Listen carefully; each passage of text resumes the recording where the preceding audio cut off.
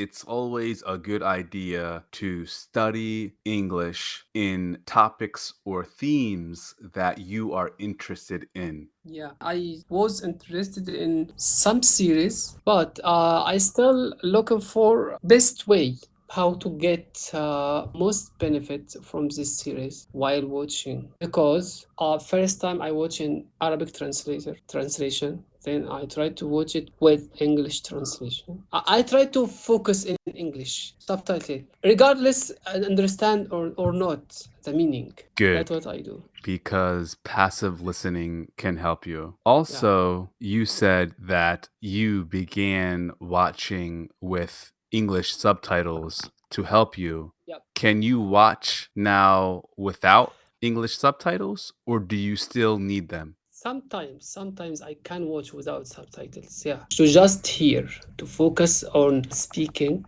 mouth of speakers only, and hearing, and try to understand from the all conversation or situation. But sometimes I need English subtitles to know what this word. I didn't hear it clearly, or I don't know which word.